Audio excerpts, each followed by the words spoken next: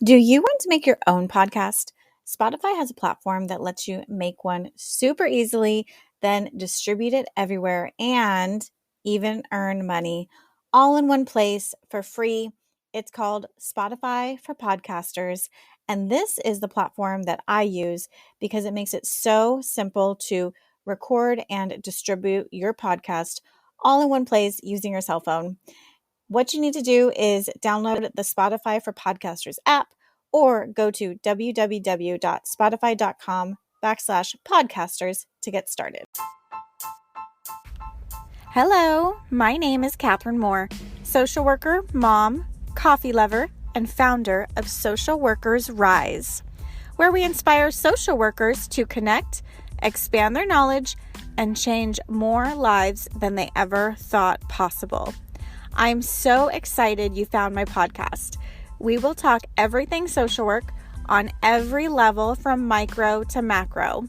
We will hear the stories of social workers who are doing big things, learn new skills, and most importantly, give you actionable steps to make a difference today. Let's go. Hello, thank you so much for being here. Welcome to another episode of Social Workers Rise. I am so excited. This week is the week of Thanksgiving, and I love Thanksgiving for two main reasons. Because this holiday really reminds me of relationships and expressing gratitude. And those things definitely go hand in hand. You are going to be expressing gratitude to people who you likely have a good relationship with. And by expressing that gratitude, you increase that relationship, you make it stronger, and you really continue to build that rapport and that deep connection that we need as human beings. We're not meant to live this life alone. We're not meant to go through hard times alone. We are meant to be social and to have a genuine connection with each other, which can be hard, especially this year when we are socially isolating and when we may not be able to see the family that we often see at Thanksgiving. We may be creating different traditions this year, and that is a form of loss, and it can be really hard. I'm not even going to try to downplay it. It can be really, really hard to just have to go through these experiences in a different way and change the way that we do things. So one thing that's not going to change for me, though, is expressing gratitude and continuing to nurture those relationships. And I did some research on relationships, and it was really interesting what I found out. So when you reach out to others, it often has a positive effect on both you and the other person involved. And we tend to underestimate how much others actually want to talk to us. So if you ask someone, oh, how much do you think that so-and-so wants to hear from you? You might say, oh, maybe like a 5 out of 10. But if you ask that other person, how much would you want to hear from them? They're likely to give you a much higher score. So we underestimate how much people want to talk to us. We overestimate how awkward it's going to be if we reach out to an old friend or a past connection. A lot of times we think in our mind and we have this story that we tell ourselves that, oh, it's going to be so awkward and I don't know what to say and they don't want to hear from me anyways. You're likely wrong. A lot of times it is much less awkward than what we build it up in ourselves, in our minds to think. And that is one way that we are holding ourselves back from reaching out and establishing those relationships. And I love the holiday times because it's full of ways that we can continue to nurture relationships that aren't necessarily expensive. They're free. They are always culturally appropriate. So for this year, definitely reach out. Whoever you're thinking about right now, when you're thinking, oh, I haven't talked to so-and-so in a really long time, I wonder how they're doing.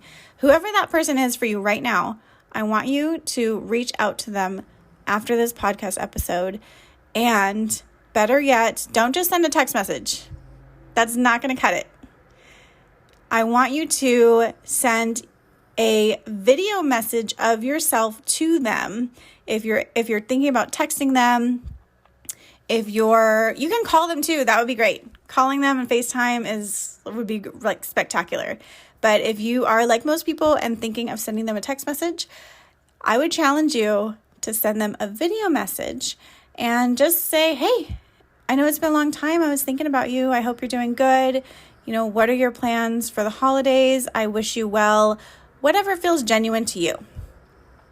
That will have a major, major impact on not only you, but on the person who receives it.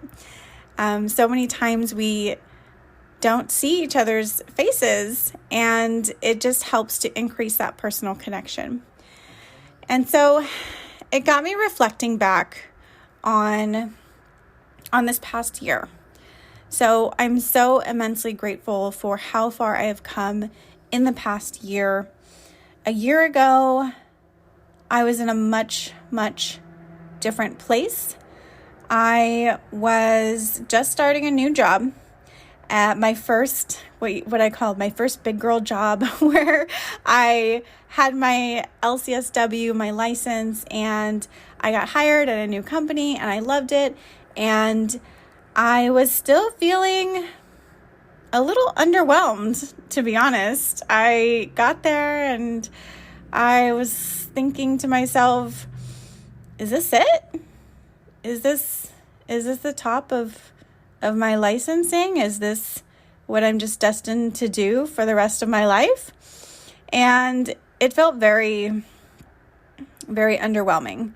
And like I wasn't being super challenged. I mean, the job was great. It was my own personal feeling of just feeling kind of lost and a little stuck and just not really knowing like what to do or where to go.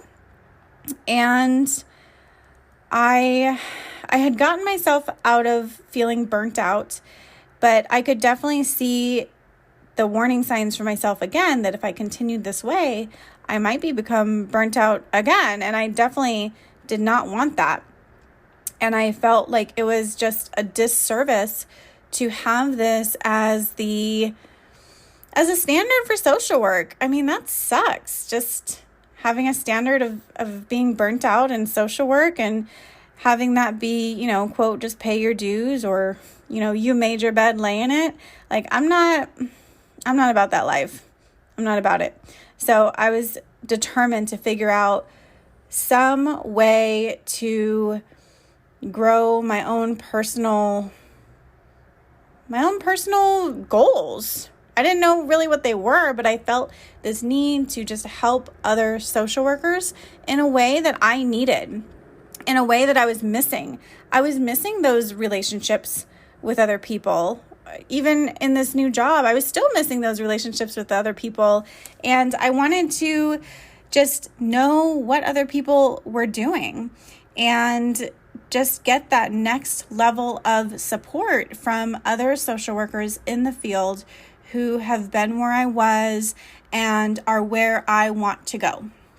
So I didn't know what I was going to do. I didn't know how I was going to do it. I just knew I had to do something. So that's what I did. I gathered my thoughts. I made a plan. I looked at what were my options, what was a free way of getting started, to be honest, because again, I didn't have a whole lot of money. So I started a podcast in January, and little did I know what the journey of this podcast was going to bring and how much it was going to help people like you who are listening to me, every week and getting to know each other. And it's been such an amazing, amazing journey. So I started Social Workers Rise January of officially, right? When I launched my first podcast episode, and it started out rocky. Nothing is perfect. It's a learning curve as always. I'm still learning every single day. And I have released three courses this year. The first one you probably didn't know about because there were 8 beautiful souls in my little workshop, and it was great. It was a really amazing learning experience for all of us. And the second course that I released was the Pulsed Basics for Medical Social Workers. If you are a medical social worker, especially in California, you know what the Pulsed is, POLST. That is the form that people send in the social worker to talk about when the patients or the families are uncertain about if they would want a DNR or intubation, things like that. So that was very, very popular. And to this day, right now, there is about 50 people in that course, and about 100 people signed up for the Eventbrite course when I first offered it on Instagram and back at the beginning of the summer. So it was really, really amazing. And it's still free. It's free for this year until the end of 2020. So that was that. And then the second course is the Clinical Essentials for Future Therapists. And this was really designed to bridge the gap from when we are in our grad school. We have all of these different theories and all of these different tools and interventions that we can use with our clients. And then we get into the workplace and we're kind of like, what do I do with all this? How does this work? How does this all come together? Like the therapeutic process, what does that even look like? So that was meant to bridge the gap between grad school and working in the field, and to give you more confidence in your clinical skills and more confidence in guiding patients or clients through the entire therapeutic process. And that was super duper powerful. There is about a little over 50 people in that course right now. It's really, really amazing. And in my conversations through a lot of you guys through Instagram and on emails, I have just come to learn that yes, those courses and those workshops are super duper beneficial. They're very powerful. They increase your confidence. But overall, 2020 has been really, really rough. It's been rough, and so many people that I talk to are just feeling stuck and lost and exhausted. So what does this next step look like? How else can I possibly provide support to you during this time? If you're just feeling stuck and you need to really rein it in, refocus, get unstuck, find your passion, and get that balance back in your life. So I don't judge you if you live in your yoga pants and use too much dry shampoo. That is me too. But it doesn't have to be how we define 2021. And I don't know about you, but I'm ready to make 2021 100 times better than what this year was.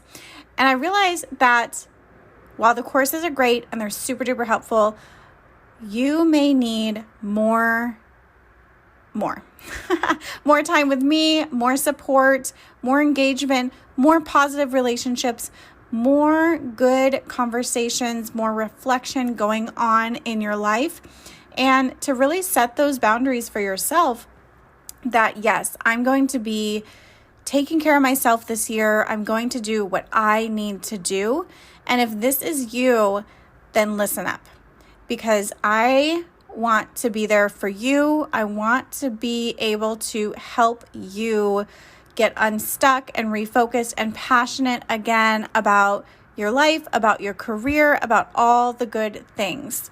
So that is why I am creating a coaching program. It's going to be a private and group hybrid coaching so that you have the personal time with me and the private time that we can just talk and reflect.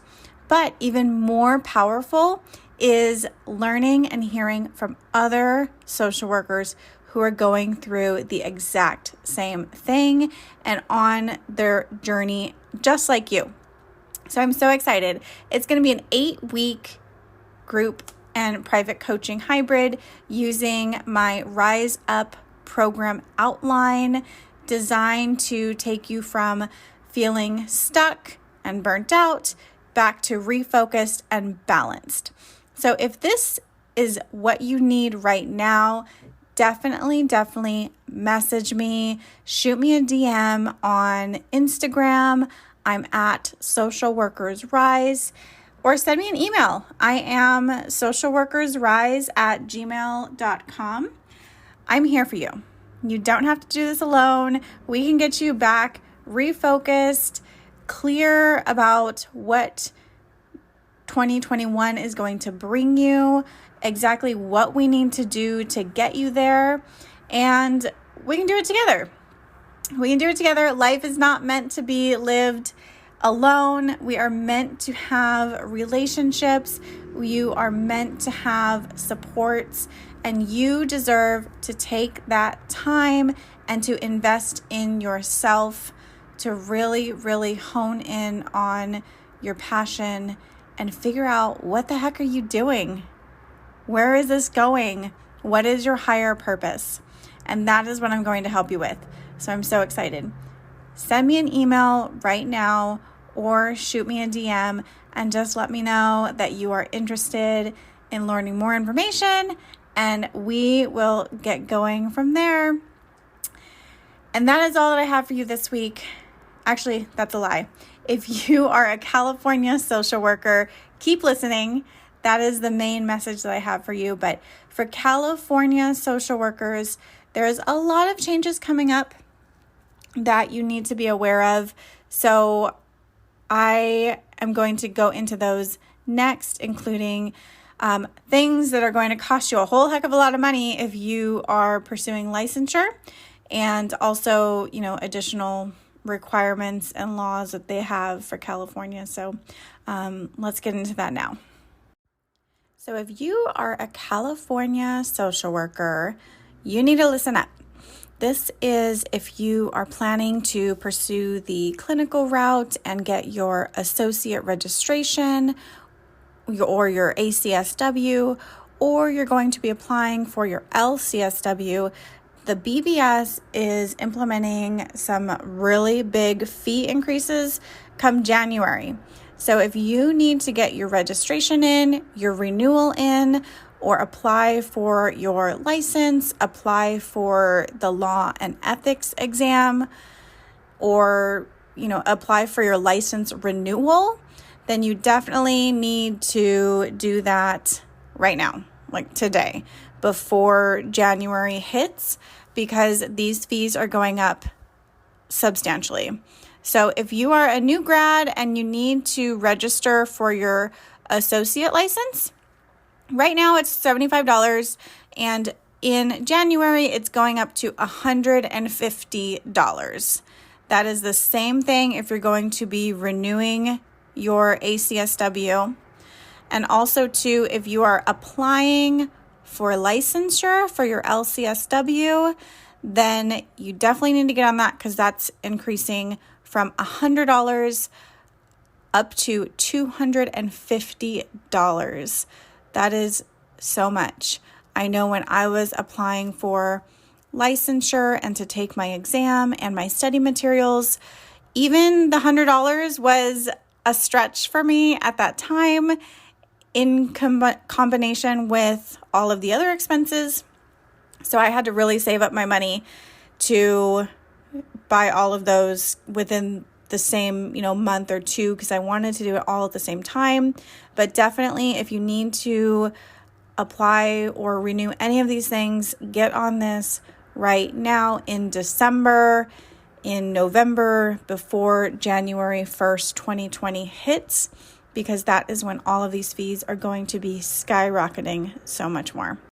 The other update that is happening in January 2021 for your license is that after January 1st, you're going to need to prove or show evidence that you have completed suicide risk assessment and intervention coursework. So it is important to understand suicide risk assessment and intervention just in general. So it's a good idea to have this background and education before you get licensed or during your ACSW. So under this new law that's going into effect, you have to have completed a minimum of 6 hours of coursework or applied experience under supervision in risk suicide assessment and intervention. They're counting this experience in 3 ways. Your coursework could have been part of your graduate degree program, which is great. You just need to get a written certification from your school. The second can be through your applied experience within your job or your practicum, or under a supervisee, right? When you're obtaining your hours. And the third way that this requirement could be met is by taking a continuing education course by a provider that is specifically registered with the board. So as long as you can provide proof of one of these 3 areas, then there's not really any time limit. So if you've ever done this in your career, then you can still use that. And this is a one-time educational need. So once you've done it one time, then you meet the requirements. And also too, if you are already licensed by the board, you should be gathering this required documentation, because going forward, they're going to be asking that you show them this for your renewal after January 1st, 2021. And all of this information is on the BBS California website. This is specifically for those of us who are licensed clinical social workers in California. I definitely encourage you to go on the website. The link is in the show notes for more details.